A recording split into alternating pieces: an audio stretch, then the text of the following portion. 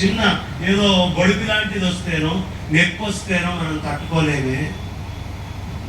అలాంటిది కడుపులో పెట్టుకొని వాడు తంతు ఆస్తాంతాన ప్రసూతికాల సమయే దుర్వార శూలభ్యథ నైరుచ్యం తరుశోషణం మలమయి శయ్యాచ సాంవత్సరి.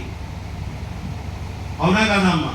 ఆ తల్లి కడుపులో పెట్టుకొని తాను బతికుంటుందో బతికుండదో, తల్లి రక్తం చుక్క నేల కింద చిందకుండా పుట్టినటువంటి వాడు ఈ సృష్టిలో ఒక్కడు కూడా లేడు. ఖచ్చితంగా ఆ రక్తం పంచుకొని పుట్టాల్సింది. ఎవడైనా శరీరంలో అయినా కొంత రక్తం బయటికైనా అది తల్లి యొక్క త్యాగం. అందుకనే మొత్తం వేదాలు ఉపనిషత్తులు ఏం చెప్తాయమ్మా? మాతృదేవో భవ. కళ్ళు మూసుకోండి, ఒక్కసారి కళ్ళు మూసుకొని మీ తల్లుల్ని తలుచుకొని మాతృదేవో భవ పెట్టగానండమ్మా. మాతృదేవో భవ. ఆ తల్లి నెప్పి పుట్టినప్పుడు అరిచిన అరుపు కంటే చాలా చిన్నగా అరుస్తున్నారమ్మా. మీరు పుట్టడం కోసం ఆ తల్లి అరిచిన అరుపు కంటే అధమాధమైనటువంటి మాట మీ నోట్లో నుంచి వస్తుంది. పెద్దగా మాతృదేవో భవ. తల్లి గర్భంలో నుంచి వచ్చాం మనం. ఎన్ని నెప్పులు శూలను అనుభవించి వచ్చిందండి. అయితే తల్లి గర్భంలోకి ఎక్కడి నుంచి వచ్చాం తెలియాలి కదా. తల్లి గర్భంలోకి ఎక్కడి నుంచి వచ్చాం? తండ్రి వీర్యంలో నుంచి వచ్చాం. ఎక్కడి నుంచి వచ్చాం? తండ్రి వీర్యంలో నుంచి వచ్చాం. తల్లే కాదు కడుపులో పెట్టుకొని చూసింది. నవమాసాలు కడుపులో పెట్టుకొని పోసి కన్నాను అనే హక్కు ఒక తల్లికే కాదు. తల్లి కంటే ముందు నువ్వు తండ్రి కడుపులో ఉన్నావు. ఆయన జాగ్రత్తగా కాపాడితే ఆయన రక్తంలో నువ్వు తయారై అక్కడి నుంచి బయటికి వచ్చి రక్షింపబడి నువ్వు మాతృగర్భంలోకి ప్రవేశించావు. బీజం ఎక్కడ ఉంది? విత్తనం తండ్రిలో ఉంది. క్షేత్రము తల్లి అయి ఉంది. కాబట్టి విత్తనం ఎక్కడ? తండ్రి. ఆయన కూడా కడుపులో పెట్టుకొని చూసుకున్నాడు. ఆయన అప్పటి నుంచి పెరిగినప్పుడు వచ్చే కష్టాలు కూడా ఎవ్వరికీ చెప్పలేకుండా కడుపులోనే పెట్టుకుంటూ మనల్ని పెంచుతాడు తండ్రి. అలాంటి ఆ తండ్రిని ఒక్కసారి కళ్ళు మూసుకొని పితృదేవో భవ తలుచుకోండి. ఒక్కసారి ఆయన రూపాన్ని చూసుకుందాం. పితృదేవో భవ. మరి వీళ్ళిద్దరు బాగానే ఉన్నారండి. ఈ ఇద్దరు మనల్ని కంటానికి కారణం ఏమిటి? వేదాలు, ధర్మశాస్త్రాలు, పురోహితులు, బ్రాహ్మణోత్తములు వాళ్ళు వచ్చి కూర్చొని పెళ్లి చేస్తే ఆ ఇద్దరికి జరిగినటువంటి పెళ్లి వల్ల పుట్టాం కాబట్టి మనం ధర్మ సంతానం. అధర్మ సంతానం ధర్మ సంతానం అని ఉంటుంది. మనం ధర్మ సంతానం ఎందుకయ్యా? వేద సాక్షిగా, అగ్ని సాక్షిగా వాళ్ళు కట్టుకున్న తర్వాత పుట్టాం. సమాజం అంతా వీళ్ళిద్దరిని కలిపింది. కాబట్టి వాళ్ళంతా ఎవరు? ఆచార్యులు. ఆచార్య దేవో భవ. వాళ్ళిద్దరు ఒకటి కావడానికి ఏ వేదాన్ని ఆశ్రయించిన ఆచార్యుడు ఉన్నాడో ఆయన ఒక్కసారి తలుచుకోవాలి. ఆచార్య దేవో భవ. మరి ఆ ఆచార్యుడు అలా చేయడానికి ఆ ఇంట్లో ఒకళ్ళు ఈ ఇంట్లో ఒకళ్ళు కన్న తర్వాత మధ్యవర్తి వాడు ఉంటాడండి. వాడు సంబంధం లేకుండా ఉన్నట్టుండి ఊడిపడతాడండి. వాడు జీవితాంతం తిట్లు తింటూ ఉంటాడండి. అతిథి దేవో భవ. వాడు ఉన్నట్టుండి వస్తాడు ఇద్దరిని కలపడానికి. తిథితో సంబంధం లేకుండా వస్తాడు. అప్పటికప్పుడు మాటలు అయిపోతాయి, అప్పటికప్పుడు వ్యవహారం అయిపోతుంది. కళ్యాణం వచ్చినా కక్కు వచ్చినా ఆగదు, కలిసిపోతారు. అయిందా కాలేదా? అతిథి దేవో భవ. వాళ్ళు ఉండబట్టే కళ్యాణం. ఇది చాలా అవసరం అమ్మా. ఆడవాళ్ళు ఏ భావంతో వంట చేస్తే మగవాడు అలాగే తయారవుతాడు. ఆడవాళ్ళని ఏ విధంగా నువ్వు పిలుస్తావో గౌరవం లేకుండా వాళ్ళు అలాగే తయారవుతారు. మగవాడు ఆడవాళ్ళని గౌరవించడం నేర్చుకోవాలి. ఆడవాళ్ళు మగవాడి యొక్క అహంకారాన్ని జాగ్రత్తగా కాపాడుతూ ముందరికెళ్ళటం నేర్చుకోవాలి. ఈ రెండూ ఉంటేనే సంసారము అంటారు. గట్టిగా తప్పట్టు.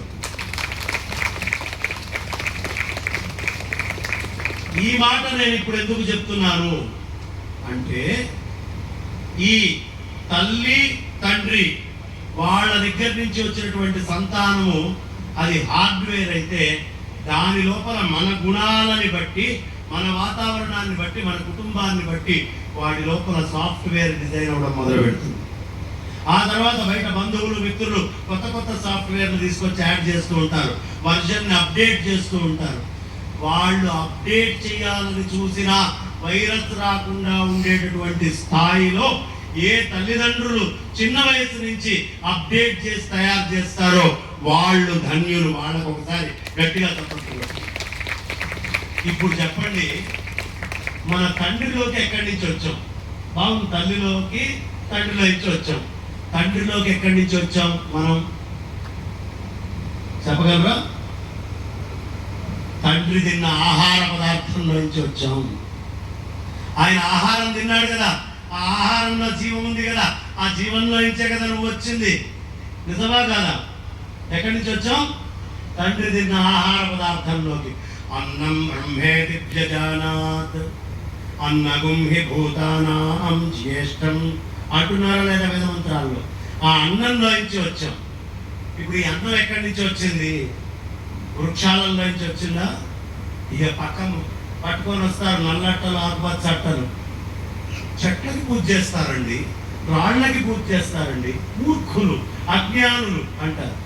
అరే మూర్ఖుడా, నీ పుస్తకంలో ఆ విషయం లేకపోవచ్చురా. పుట్టుక యొక్క రహస్యాన్ని పూర్తిగా పరికించినటువంటి ఏకైకమైనటువంటి ధర్మం ఏదైనా ఉంటే అది సనాతనమైన నా వైదిక ధర్మము. ఆ చెట్టులో నుంచే నువ్వు వచ్చావు కదా, ఆ చెట్టుకి రుణపడి ఉన్నావు కదా. ఇప్పుడు పిల్లలు మళ్ళీ పుట్టాలి అంటే చెట్టు ఉండాలి కదా, చెట్టులో జీవం ఉందని ఒప్పుకుంటున్నావు కదా. ఆ ఉన్న జీవంలో ఏ చెట్టు, దేవతా వృక్షాల్లో ఏ మహర్షి ఉన్నాడో, ఏ మహానుభావుడు ఉన్నాడో, ఏ జీవం ఉందో ఒక్కసారి ఆ చెట్టుకి ఇలా తిప్పితే అందులో ఉండే కోట్ల జీవులలో ఒక్క జీవుడు బ్రహ్మజ్ఞాని అయితే అతను మనల్ని అనుగ్రహిస్తాడు. అందుకని చెట్టుకి మేము పూజ చేస్తాం. ఒకటి, చెట్టు నేను రావడానికి కారణము రుణం తీర్చుకోవడం. రెండు, ఆ చెట్టులో ఏ మహానుభావుడు వసించి ఉన్నాడో. చెట్లలోనే బ్రహ్మరాక్షసులు ఉంటారు, చెట్లలోనే దేవతలు ఉంటారు. రాక్షస వృక్షాలు అంటారు. మీరు దేన్ని కొలిస్తే వాడే కడుపునొచ్చి పుట్టి బయటికి వస్తాడు. అందుకని దేవతా వృక్షాలని పూజించండి అని చెప్పారు. గట్టిగా చెప్పండి. వాడైనా అడిగిన సమాధానం చెప్పండి. చెట్లకి ఎందుకు పూజ చేయాలి అంటాడు కదా. ప్రతి వాడికి లోపమే. మనం అడిగేవాడు ఏం పోయింది, అడుగుతూనే ఉంటాడు. చాలా ప్రశ్నలు మనం అడగచ్చు, మనం అడగం, తెలుసుకోం. ఖచ్చితంగా పిల్లలకి ఇవి తెలియాలి. ఎక్కడి నుంచి వచ్చాం? అన్నంలో నుంచి వచ్చాం. అన్నం ఎక్కడి నుంచి వచ్చింది? వృక్షాలలో నుంచి వచ్చాం. అబ్బే లేదండి, మేక తింటే, కోడి తింటే మేము పుట్టామండి అనొచ్చు. మాకు ఇప్పుడు జనాజ్ఞాన వేదికలు చాలా ఉన్నాయి కదా. కోరి పిచ్చివాడ, ఆ మేక తిన్నది కూడా చెట్టేరా, డైరెక్ట్ గా చెట్టు నుంచి రావాల్సింది మళ్ళీ మేకలోకి వెళ్ళొచ్చాం. ఇంతే తేడా. వచ్చింది మాత్రం చెట్టులో ఇచ్చే, డౌటే లేదు. మరి ఈ చెట్టులోకి ఎక్కడి నుంచి వచ్చాం? జనని జన్మభూమిశ్చ, అవునా? ఆ భూమిలో నుంచి వచ్చాం. నా తల్లి కడుపు చీల్చుకొని నాకు జన్మను ఎలా ఇచ్చిందో, ఈ భూమాత కూడా తనని తాను చీల్చుకొని వృక్ష రూపంలో నాకు జన్మనిచ్చింది. ఆ వృక్షంలోకి ఎట్లా వచ్చాను? భూమి ఉంటే వచ్చాను, అవునా? అందుకని భూమికి నమస్కారం చేసుకోవాలి. భూదేవ్యై నమః. ఇప్పుడు మీకు ప్రతిష్ట చేసేటప్పుడు బ్రహ్మగారు ఏం చేస్తున్నారు? ఆయన చేసే పని ఏంటండి?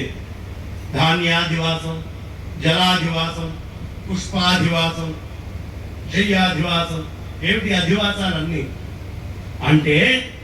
నిర్గుణ నిరాకారమైన పరమాత్మ సగుణ సాకారమై పుష్పించి ఫలించి ధాన్యాలనిస్తూ అన్నిట్లో తానున్నాడు అనే విషయాన్ని చెప్పడం కోసం, వాటిన్నిట్లో మర్మగర్భంగా ఉంది నేనే అని చెప్పడానికి లోపల ఉన్నాడు. నువ్వు ఎప్పుడైతే వాటిలో అధివాసం చేసి దాన్ని తీసి, ఆ కళ్ళకు ఉండేటువంటి మైనాన్ని తీసి అవసరమైనటువంటి దర్శనాలన్నీ చేయిస్తావో అప్పుడు నీకు ఆయన అనుగ్రహించడానికి యోగ్యంగా తయారవుతాడు. అందుకని తీసుకొని ఈ అధివాసాలన్నీ చేస్తున్నాం. ఎక్కడి నుంచి వచ్చాం? భూమి నుంచి వచ్చాం. భూమి తల్లి లాంటిదా కాదా? ఎందుకు చెప్పాడు వాల్మీకి? జనని జన్మభూమిశ్చ అన్నాడు. తల్లి జన్మభూమి. స్వర్గాలపి గరీయసి, స్వర్గం కంటే కూడా చాలా గొప్పదయ్యా. అందుకనే జన్మభూమి ఎక్కడికి వెళ్ళినా వాడు పుట్టిన ఊరి మీద వాడికి ప్రేమ ఉండడానికి కారణం అదే. మా పూర్వీకుల ఊరండి ఇది అని చెప్తాడు. ఈ జీన్, ఆ వై, ఆ XY రావడానికి కారణం ఆ ఊర్లు, అక్కడ భోజనం, అక్కడ తిండి, అక్కడ నీరు. అవునా? భూమిలో నుంచి వచ్చావు. భూమిలోకి ఎక్కడి నుంచి వచ్చావు? భూమిలోకి ఎక్కడి నుంచి వచ్చామండి? నీళ్ళల్లో నుంచి వచ్చాము. అదే ఇసుక ఉంటుంది ఎడారిలో, వస్తాయా ఉన్న చెట్లు? రావు. కారణం జలం. జలంతో యోగ్యమైనటువంటి సంస్కారం ఆ మట్టికి లేదు. కాబట్టి భూమి కంటే ముందు మనం ఎక్కడున్నాం? నీళ్లలో ఉన్నాం. నీళ్ల కంటే ముందు మనం ఎక్కడ ఉన్నాం? అగ్నిలో ఉన్నాం. అగ్నిలో ఉన్నాం. నీళ్ల ఫార్ములా ఏంటి సైంటిఫిక్ గా? H2O, 2 హైడ్రోజన్ మాలిక్యూల్స్ అగ్నే, పైన ఆక్సిజన్ మాలిక్యూల్, ఆక్సిజన్ హైడ్రోజన్ కలిస్తే నీళ్లు వచ్చినాయి. అంతకంటే ముందు నువ్వు ఎక్కడున్నావు? అగ్నిలో ఉన్నావు. అగ్ని కంటే ముందు నువ్వు ఎక్కడున్నావు? ఈ అగ్ని కూడా చాలా విచిత్రంగా ఉంటుందండి. మళ్ళీ ఇది చెప్తే ఒక గంట అవుతుంది, అందుకని స్థానికు రకంగా 1 నిమిషంలో చెప్పేస్తాను. అమ్మవారి విద్యను ఏమంటారు? చంద్ర విద్య అంటారు. అయ్యవారి విద్యను ఏమంటారు? సూర్య విద్య, నారాయణ విద్య, సూర్యనారాయణ విద్య. ఈ సూర్యనారాయణ మూర్తి కిరణాలు 3గా వస్తాయి భూమి మీదకి. ఇది భవిష్య పురాణం చెప్తుంది. ఇవాళ సైన్స్ చెప్పని విషయం కొత్తదోటి నేను చెప్పబోతున్నా మీకు. వాడు వెతుక్కోవచ్చు నేను చెప్పిన దాన్ని బట్టి. భవిష్య పురాణంలో ఉంది. చాలా మంది అడుగుతుంటారు, ముందే చెప్పొచ్చుగా, కనుక్కున్నాక ఎందుకు చెప్తారు? ఇగో చెప్తున్నాను. ఎవరైనా ఈ వీడియోల తర్వాత వింటే వాడు దాన్ని లెక్క వేసుకోవచ్చు. ఎక్కడి నుంచి పుట్టాము అంటే, ఈ అగ్నిహోత్రమైనటువంటి తత్వము ఏదైతే ఉందో, ఈ అగ్నిహోత్రం యొక్క తత్వములో నుంచి ఈ జీవము అనేటటువంటిది బయటకు వచ్చింది. దానికంటే ముందు ఎక్కడ ఉన్నాం? వాయువులో ఉన్నాం. వాయువు కంటే ముందు ఆకాశంలో ఉన్నాం. ఆకాశం కంటే ముందు పరమాత్మలో ఉన్నాము. ఇదే వేదం చెప్తుందమ్మా. తస్మాద్వా ఏతస్మాద్ ఆత్మన ఆకాశ సంభూత, ఆకాశాద్ వాయు, వాయోరగ్ని, అగ్నేరాప, అద్భ్య పృథివీ, పృథివ్యా ఓషధయ, ఓషధీభ్యోన్నం, అన్నాత్ పురుష. వేదం చెప్తోంది, నేను చెప్పేది. ఇప్పుడు ఈ అగ్నిహోత్రంలోకి 3 రకాలుగా ఎలా వచ్చామంటే, సూర్యుడి నుంచి కిరణాలు 3గా వస్తాయి. అదేమిటి అంటే, ఒకటి ఉష్ణ కిరణాలు, బాగా వేడిగా వస్తుంది, ఎండాకాలం చెప్పక్కర్లా, బాగా వేడిగా వచ్చే కిరణం.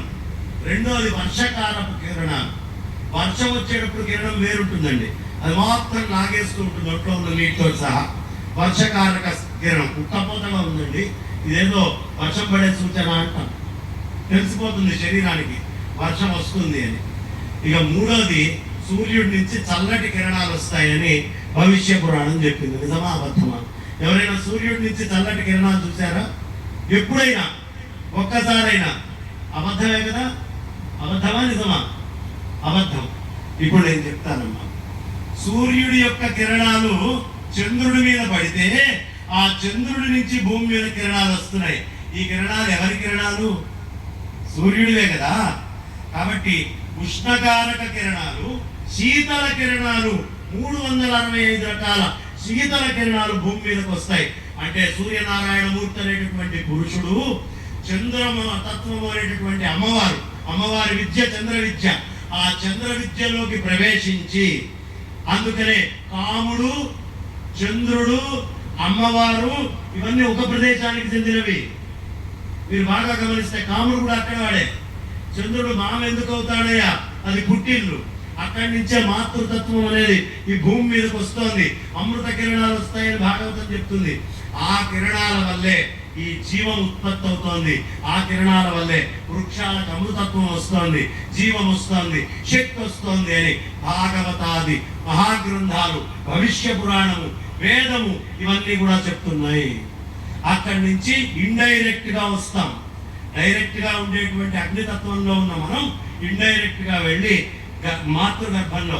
అందుకనే మనకి ఆడవాళ్ళకి పెళ్లి చేసేటప్పుడు 3 కళలు ఉంటాయంట. ఒకటి చంద్ర కళలు, 2 గంధర్వ కళలు, 3 అగ్ని కళలు మగవాడికి ఉండవు. ఇవి సోమో దదత్గంధర్వాగంధర్, అవునా? మంత్రం ఉందా? ప్రధాన హోమం చెప్పేటప్పుడు చెప్తారు అనయానమూఢయాధ్వాస అని. పెళ్లిలో ప్రధాన హోమ మంత్రంలో చెప్తారు. ముందు సోముడు, తర్వాత దదత్గంధర్వ, గంధర్వం నుంచి అగ్ని. 3 కళలు ఆడవాళ్ళకు ఉంటాయి. అందుకనే వాడు చాలా స్పెషల్. మగవాడికి అంత స్పెషాలిటీ లేదు. ఆ అందం కానీ ఆ రూపం కానీ ఏం ఉండదు. ఆడవాళ్ళు ముందు చూసిన అందంగా ఉంటారు, వెనక నుంచి చూసినా ఉంటారు. ముందు నుంచి చూస్తే చక్కగా ఆ కట్టు, ఆ 2 హారాలు, చక్కగా వాళ్ళకి తగ్గటువంటి అలంకారము, ఆ చీర, బ్రహ్మాండంగా ఆ బొట్టు, వాళ్ళు పెట్టుకునేది అందము, కళలు, గంధర్వ కళలు, చంద్ర కళలు, అగ్ని కళలు కనిపిస్తాయి.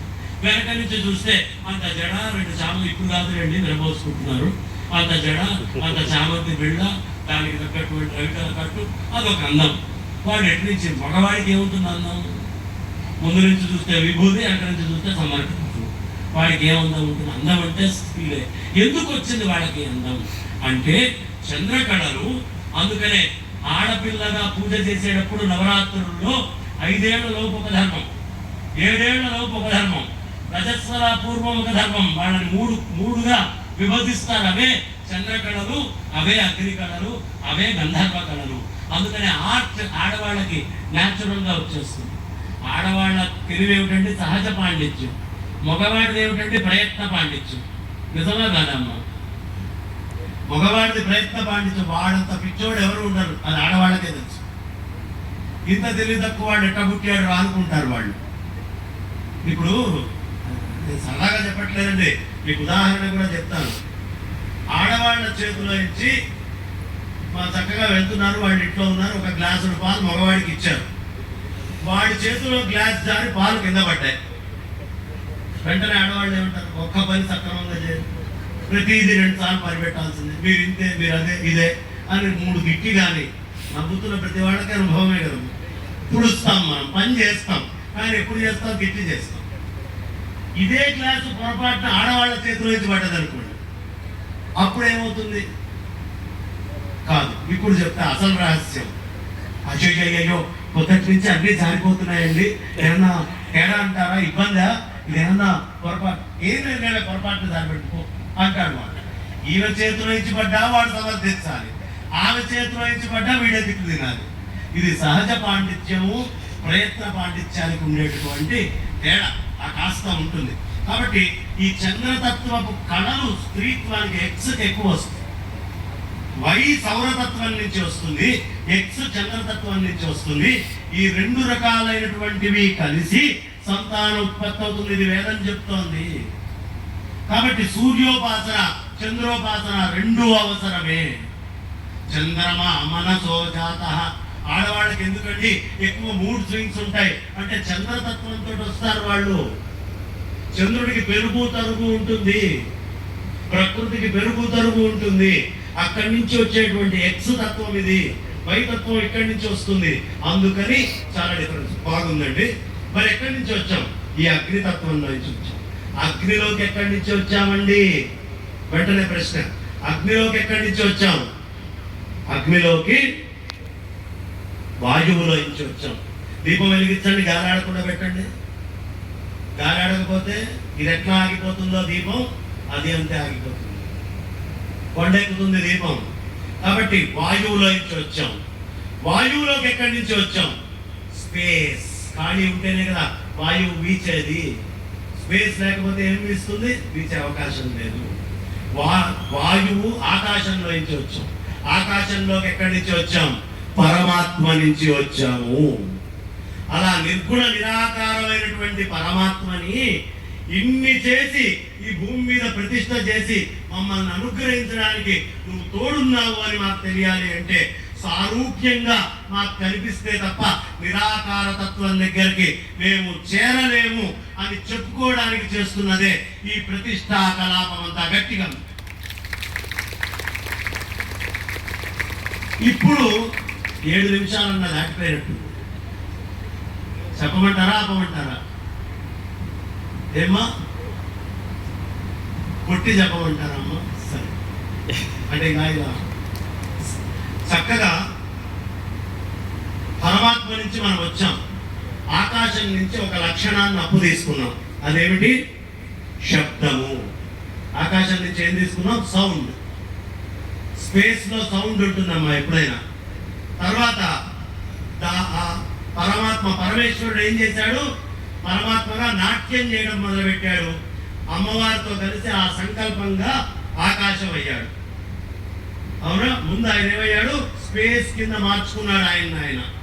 మార్చుకుంటే ఏమొచ్చింది? సౌండ్. సౌండ్ అప్పు తెచ్చుకున్నాం. ఆయన డ్యాన్స్ ఆపలేదు.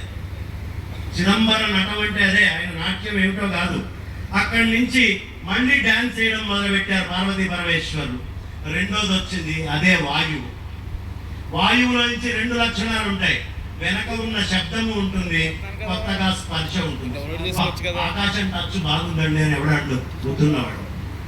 వాయువు టచ్ చాలా బాగుందండి అంటే వాయువు దగ్గరికి వచ్చేటప్పటికి ఏమైంది? స్పర్శ, టచ్ అనే గుణం వచ్చింది. స్పర్శను ఎక్కడి నుంచి అప్పు తెచ్చుకున్నాం? ఇప్పుడు మనకి శబ్దం వినిపిస్తోంది, మాట్లాడుతున్నామంటే ఆకాశం కారణం. ఆ పార్వతీ పరమేశ్వరుల నృత్యం ఆకాశంగా మారితే మనలో ఆకాశం వచ్చి శబ్దము వినడము, అనడము వచ్చింది. వాళ్ళు ఇంకా నాట్యం చేశారు, వాయువు కింద మారారు.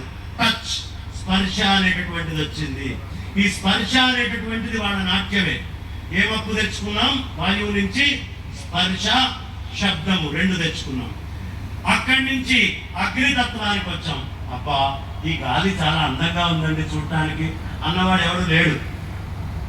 ఎందుకంటే అది నిరాకారం, కనిపించదు. ఆ గాలిని తర్వాత స్థితే రూపము, అగ్నిగా మారింది. అక్కడ అగ్నిలో 3 ఉన్నాయి. ఏమిటి? శబ్దం ఉంది, స్పర్శ ఉంది, రూపము కూడా ఉంది. ఈ 3టిని అక్కడి నుంచి అప్పు తెచ్చుకున్నాం. అగ్నితత్వంలో నుంచి అది తీసుకున్నాం. పార్వతీ పరమేశ్వరుల నృత్యమే ఈ అగ్నితత్వము. అక్కడి నుంచి ఇంకా డాన్స్ చేయడం మొదలుపెట్టారు వాళ్ళు.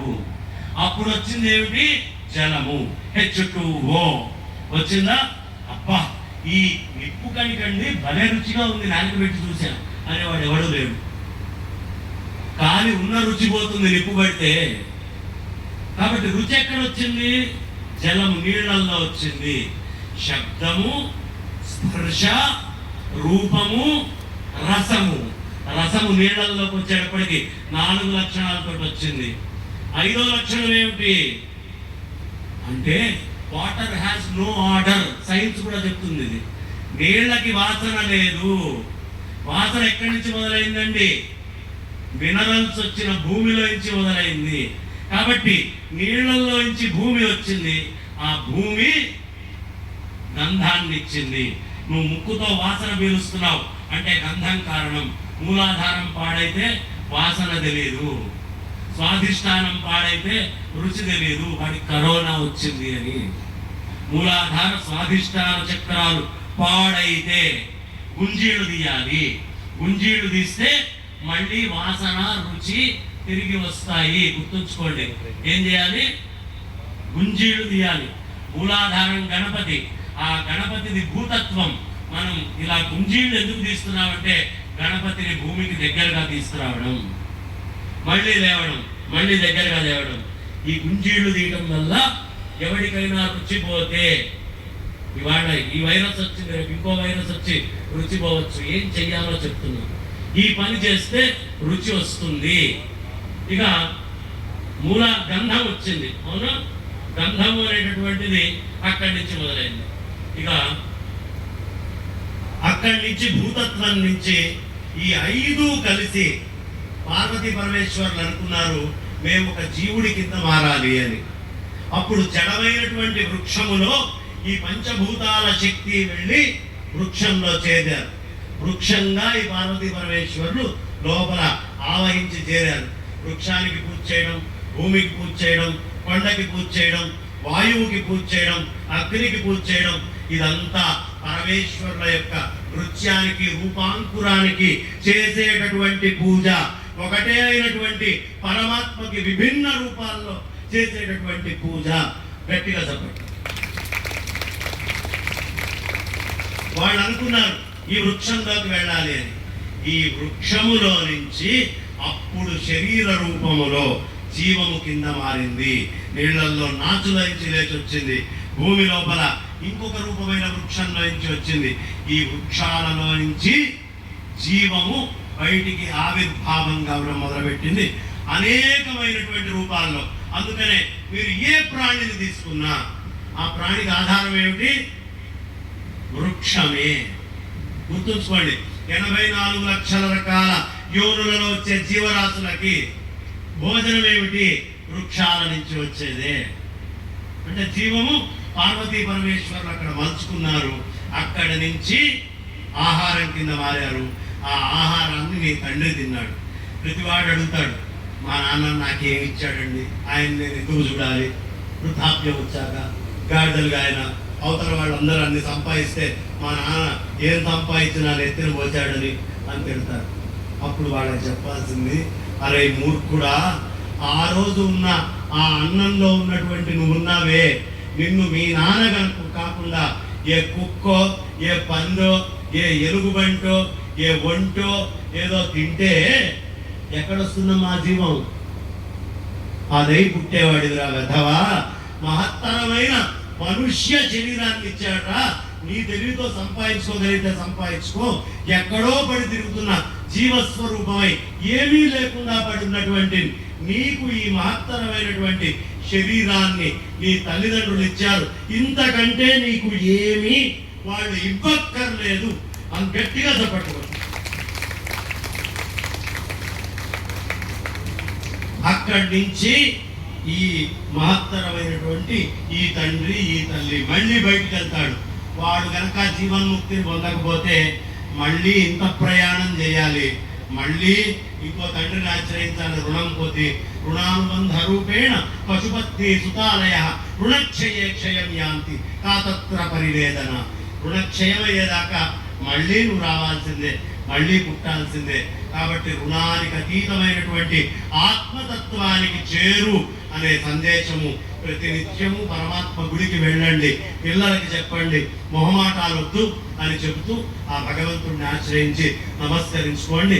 అందరూ వేరే వేరే జనాల్ని కూడా తీసుకొని వచ్చి ఈ క్షేత్రం మొత్తము నిండిపోయేట్టుగా చేయండి. ఆ స్వామి అర్జునుడు పరమేశ్వరుడితో యుద్ధం చేసినప్పుడు గాంధీవంతో కొట్టినప్పుడు ఒక చార ఉంటుంది. అలా లలాటం మీద చారతో కూడినటువంటి ఆ లింగము రేరెస్ట్ లింగమమ్మ. ఇలాంటి నర్మద బాణం లాంటి బాణము చాలా తక్కువ చోట్ల చూస్తాము. చూడండి, మీరు కావాలంటే పలకరించి మాట్లాడతాడు ఆ స్వామి. నాది గ్యారంటీ. శ్రద్ధగా వచ్చి మీరు మాట్లాడండి స్వామితోటి. నిస్సంకోచంగా చెప్తున్నా, ఏదో కపడంతో మీరు రావాలనో మీరు వస్తే నాకు వచ్చేదేదో ఉందనో కాదు. సత్యం చెప్తున్నా. నా పూర్ణమైనటువంటి నా బుద్ధి గ్రహించినటువంటి జ్ఞానముతో నేను చెప్తున్నా. చాలా గొప్ప లింగాన్ని ఎక్కడి నుంచి సంపాదించి తెచ్చారు. వాళ్ళ తెచ్చిన వాళ్ళకి ఒక్కసారి గట్టిగా మనందరం కడతారు. వీళ్ళు దేవడం